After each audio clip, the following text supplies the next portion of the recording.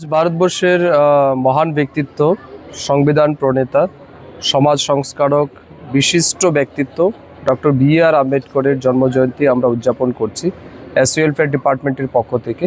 তো আজকের এই বিশেষ দিনে আমি প্রথমেই ডক্টর বি.আর. আম্বেদকরের প্রতি আমার বিনম্র শ্রদ্ধা এবং সম্মান নিবেদন করছি।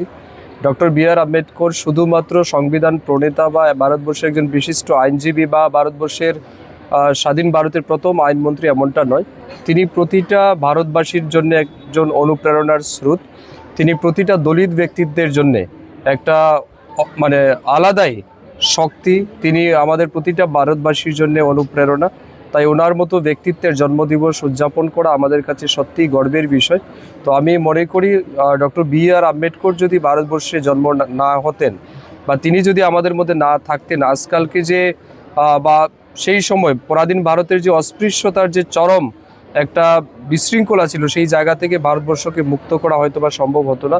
এবং আজকে যেভাবে বিশ্বের সর্ববৃহৎ গণতান্ত্রিক সংবিধান তিনি আমাদের সামনে দিয়ে গেছেন, তিনি আমাদেরকে উপহার দিয়েছেন, এটাও আমাদের জন্য অনেক বড় বা বাড়তি পাওনা। তো আমি আজকের এই বিশেষ দিনে ওনাকে আবারও সম্মান জানাই, শ্রদ্ধা জানাই। এবং যুবকদের প্রতি আমার আবেদন থাকবে ডক্টর বি.আর. আম্বেদকরের যে লাইফ স্ট্রাগল বা হিস্ট্রি সেটা জানা, সেটা বোঝা, তিনি কিভাবে জিরো থেকে হিরো হয়েছেন আমাদের দেশের সামনে, সেটা কিন্তু তার জীবনী থেকে আমরা পাই। তো তিনি স্বাভাবিকভাবে আমাদের প্রতিটা মানুষের জন্যে অনুপ্রেরণার স্রোত, তিনি আমাদের কাছে উন্মাদনার বিষয়। তো ওনাকে জানা উচিত, ওনার ইতিহাস সম্পর্কে আমাদের সবারই অবগত হওয়া উচিত।